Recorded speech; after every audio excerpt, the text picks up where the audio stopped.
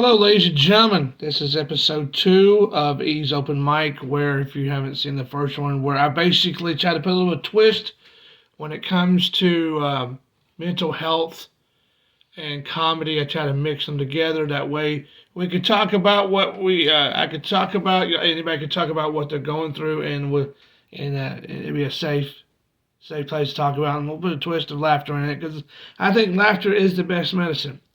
In the last episode, I talked about my father. The first part was about my father and his passing on July 22nd of July 11th of July 11th of 22, and the situations with that.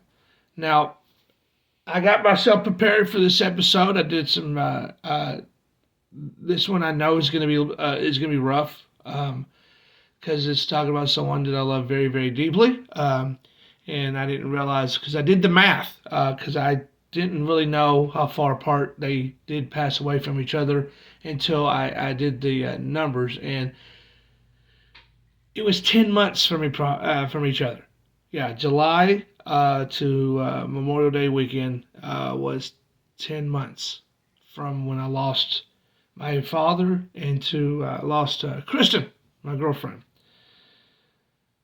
Kristin, if you didn't know her, I'm sorry you didn't. She was a firecracker. When I'm on stage and when I said there was never a dull moment, there was never a dull moment with her.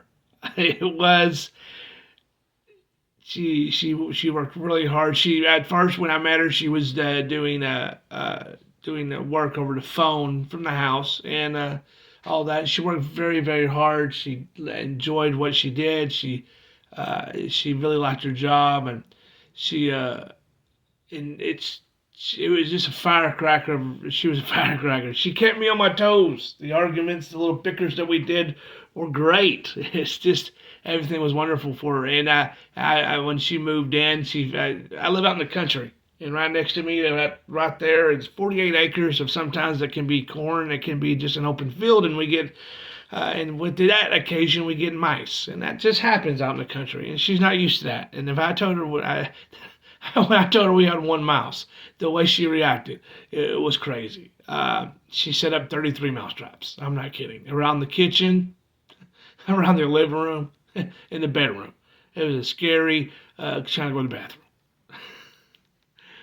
But no, that was the kind of person she is. I posted a video a long time ago of, it was like 5 years ago, that it was just a moment where there was a spider in there and she was freaking out. And it was a funny moment. It took her a long time just to get the courage to get that spider. But that's the way she was. And I loved her for it. And with this, and I was very lucky with this relationship.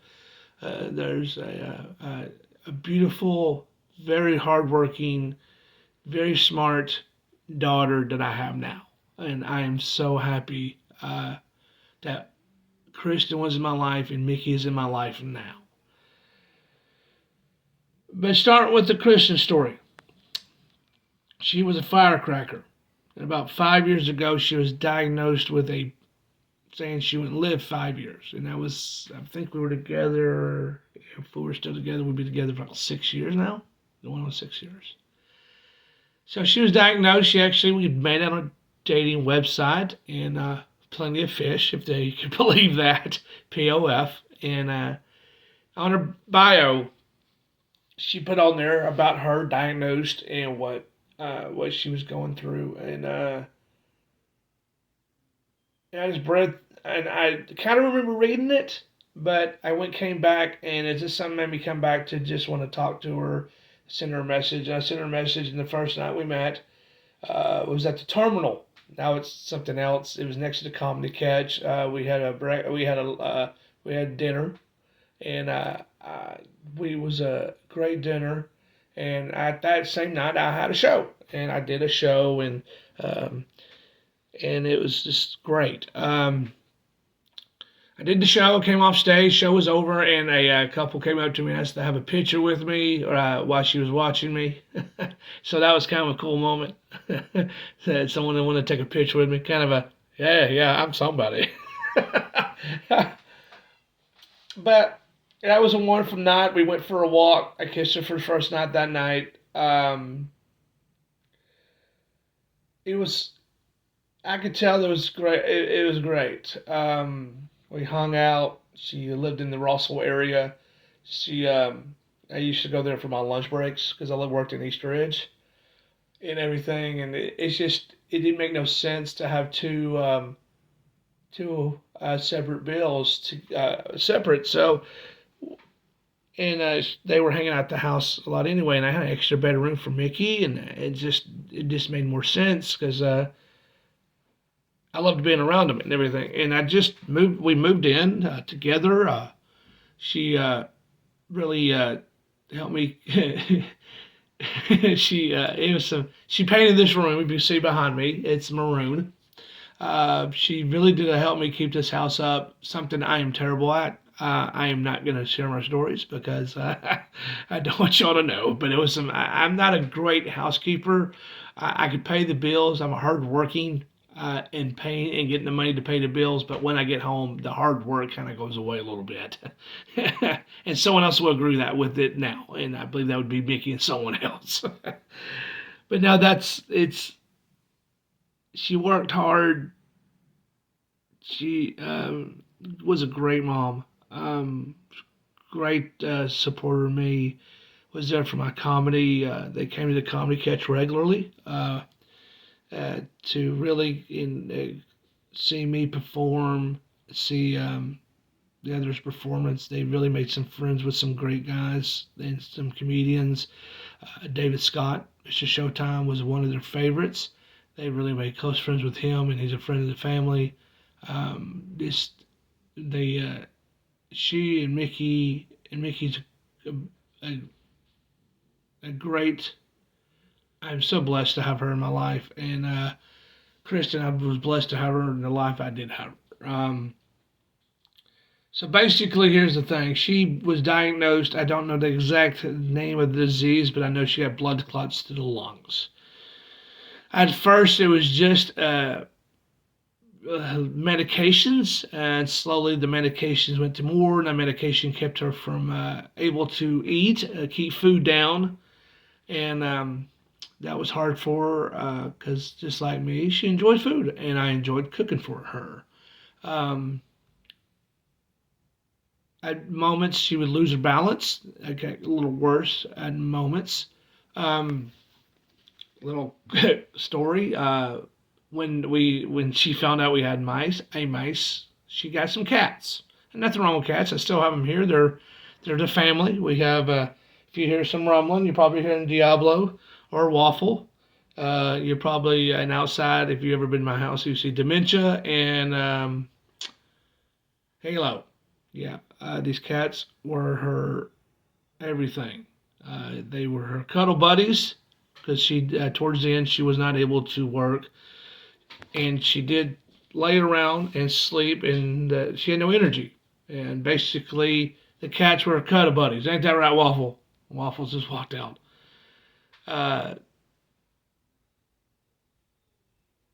it was yeah. The little story is that we had one cat in there named Lucifer. Lucifer was a great cat, very affectionate cat. I'm not the word that would be weird to say. He would nudge you. He was a nudger. He would nudge you. And one little afternoon, I wasn't here, and I think nobody else was here. Kristin was doing dishes in the kitchen right in there, and she got tripped up by Lucifer, and her balance wasn't great as it was, and she was doing dishes, and she happened to have a steak knife in her hand. Yeah, and when she tripped and fell, I don't think I have to spell it out what happened. Yeah, she survived. We laughed about it. We had to put Lucifer outside because he is nothing about being affectionate was bad. It was just that he liked to be under people's feet, and with someone's balance off like that, it's not a good thing. And not that we weren't mad at him. He was just being affectionate, and that's just kind of dangerous around someone without a great balance. So we put her outside, and the cool thing about that, she was at the time still working, and his name was Lucifer. Think about this. His name was Lucifer. He loved being in the house. He loved us to death. He loved being around Kristin. He loved being around me. And he would try to sneak in the house and through the AC vents. So think about this. A cat named Lucifer, and and I'm sitting in the house, and I hear her yell, Lucifer, you need to stay down there. Quit coming up there. So she's yelling at a cat named Lucifer. And if you didn't know if she was talking to a cat, you'd think she was talking to the devil or something. I always found that very funny, because of just using my imagination of just using your imagination on that. That'd just be funny. Slowly, and she quit. She had to stop working because she did a lot of typing, and to the point where her hands, she couldn't do it no more. She went on short-term disability. And it's not like everything was bad. It was great. Towards the end, she was sleeping in the living room to make life easier for her. It was closer to the bathroom in here, and it was closer to her recliner because she loved her recliner. She watched TV. She watched some weird shows. Still don't get why people watch shows about zits and giant moles. Ugh, and they still eat. She'd be eating and watching that stuff. But she'd be sitting in her recliner. She loved slushies because, like I said, she couldn't keep food down. It's like almost like the only solid thing she could eat. She had certain ones. There's certain gas stations I would go to just for certain ones she liked. There's the gas station here on Sligo Road that had a tiger. I think it was called the Tiger Blood. It was a good one. At the Wildwood exit when you take a left, there's a map code there. They had the Pina Colada. She liked that one. And she loved the Sonic. And she loved Sonic dice. She used to buy it in bags, bring it home, and I could hear her in the middle of the night. I don't know why I have this here, but she used to use this hammer and just beat the crap out of the ice just to get some ice out of this bag. And I hear this in the middle of the night. But she loved Sonic ice. I just need ice. I don't need I don't need to go to work on something just to get ice to work. But it was just to the point towards the end she was numb to the world. She was on a lot of medication, a lot of pain medication. She was having delusions at night from all the medications. I would be waked up like 3 to 4 or 5 times a night from certain things that she was seeing, hearing, and going on like that. And it was a rough time for our daughter because that's her mom. And it's hard to realize that it's 20 years old, 21 years old, that you have to set up and sit down and talk to a hospice nurse in hospice for your mom, who's only 42 years old. And I commend Mickey. She's just like her mom, very strong and stubborn, very strong, and there's nothing I won't do for my daughter. And she's strong. She works very hard. The work ethic is very in her. I'm very proud of her that because, yeah, this generation, whew, yeah. But she works very hard, just like her mom, and obviously some of it she got from me. But yeah, she towards the end, it was just a lot of sleep days and sleepless nights for me sometimes. There was a lot of times the visits to the hospital. I had to post videos for updates because I'm not great at typing and posting things up, and I wanted to let her friends her friends and family know what was going on. So there's a lot of posted videos of her update, We were lucky, very, very, very lucky that she was able to make it to the hospital her last time there. She was able to come home. She came home, and I noticed that she was not herself. She was very in and out of consciousness. She was just, and I come to find out she had 11 blood clots. And she was in and out. She didn't know what she wanted to take her medicine. Trust me when I said she was fighting this, she was fighting it, but she didn't. And there's so much you can fight in a situation. But she wrote me a letter, and it's a very letter I keep dear to my heart. About 3 or 4 years ago, basically saying stuff what's going to happen afterwards, and she wanted to thank me. About me just coming into her life and being a father figure to Mickey that she hasn't had before. um, she wanted to be there for Mickey's graduation, and she was there. She was present. We were in the bleachers watching her, yelling her name, and trying her best to embarrass her best we can. And she did make it to that. And then we were lucky that I think we got 2 more years with her. Because I was very, very lucky. The day before she passed was Friday. She passed away on a Saturday. I was at work, but the day before, I was actually off. And when I mean lucky because I was able to spend 1 more day with her. We had the house to herself. Mickey was on a little trip with her boyfriend and having a good time, and we were happy that she was having a good time because that's what we wanted is Mickey to be able to have a good time because towards the end the good times weren't there many times, but we were glad that she did. We spent the day together. We aggravated each other. I made her dinner. It wasn't nothing special. It was turkey. It was like a turkey chili. Yeah, turkey chili. So with crackers. So I warmed her up in there. She ate it on her bed because she towards the end, like I said, she wasn't sleeping. Um, and we were sleeping in the same room, not because it was we were getting in fights or anything. It's just she knew how much I worked, and at that time we were very, very, very short staffed of what company I was working for. I was working 60 hours a week, basically working open to close 6 days a week with 1 day off. And she knew how much sleep I needed and how much all this was on me, and because she used to talk in her sleep.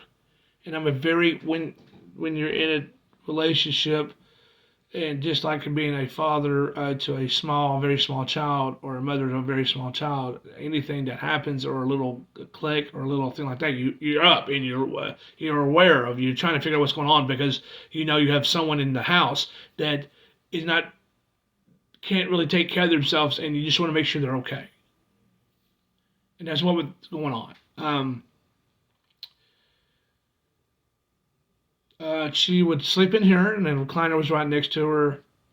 The bathroom and the kitchen was here, so she was able to just move around more without going around a bed or anything.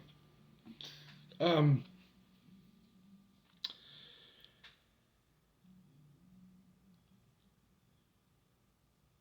Kristin was great.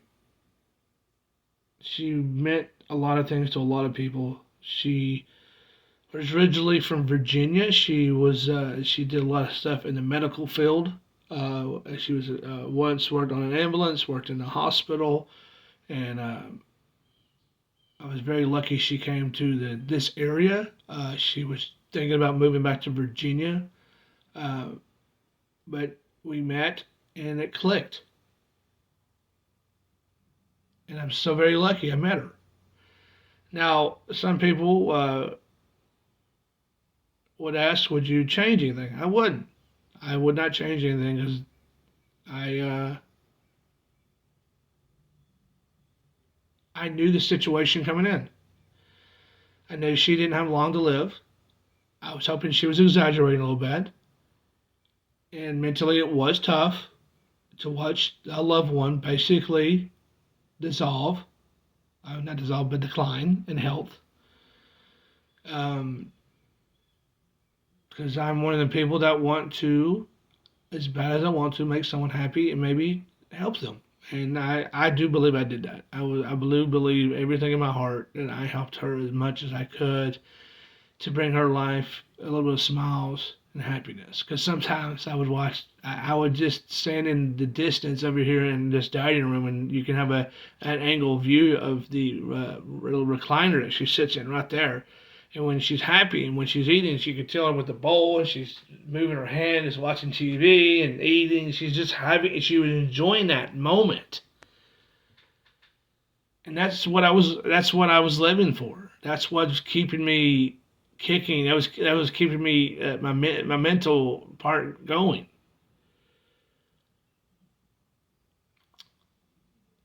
Yeah, because 10 months before I lost my father, she was very helpful from that. Um, she loved my father. They didn't get to meet much because my dad's weird. But they did meet once, they and Mickey, and I wish they were a little bit closer, but it couldn't be that way. Um,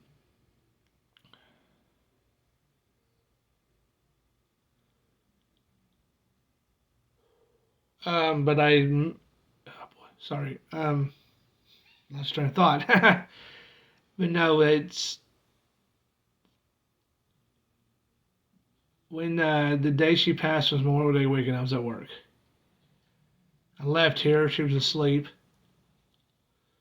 Mickey was out of town enjoying another weekend with her boyfriend, getting away.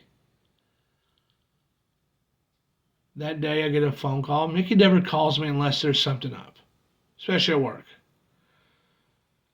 She calls me and says, "Hey, the funeral home just left." And that's when I looked at my work, and I kept everybody up to date about the situation, especially after my father passed, and I knew Kristin wasn't gonna, and things were going south with Kristin. I kept them updated. I didn't want them to, I didn't want them to think I was keeping this stuff away from them, and I was letting them, I was upfront with them. Told them when things happen, when things go south and go bad with Kristin, I'm not going to be here. I'm going to take a week off. I'm going to be there for my daughter, and I am going to need this time off because mentally, with working 60 hours a week, oh man, I am. I praise anybody that can do that. I was doing this regular basis, going through my dad's passing, my girlfriend declining, and it took everything. I mean, everything I got to get out of that car and go into work. And I'm one of them guys that don't like to call in. I never call in. I'm very driven. Go to do your responsibilities. You have a family. You need to keep a house above. You cannot pay bills with your calling out. You can't pay anything if you're calling out. If you want to enjoy things in life like me, like going to play golf or going on trips or to enjoy things, you've got to go to work. You got to put the work in, and you got to earn that money to do that stuff. You've got to earn hard work to enjoy the good stuff. I'm that kind of person, and I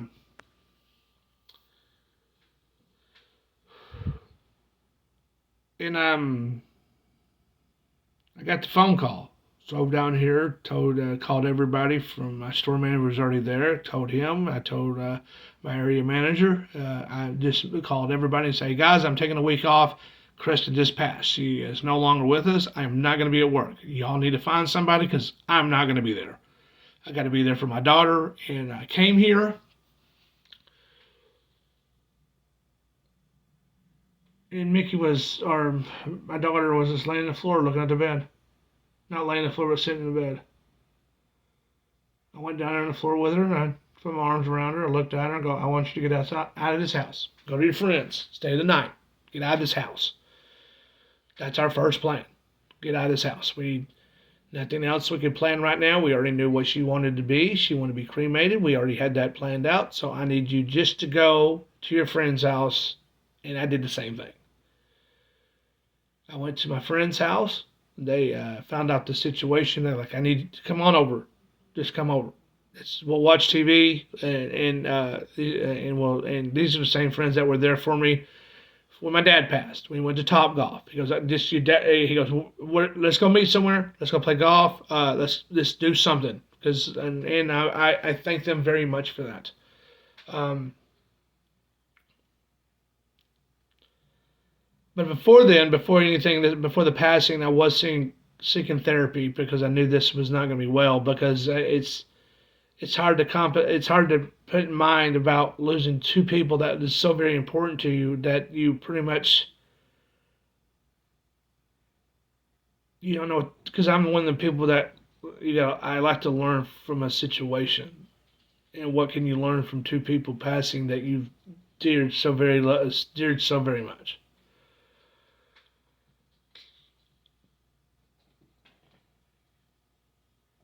That's waffle.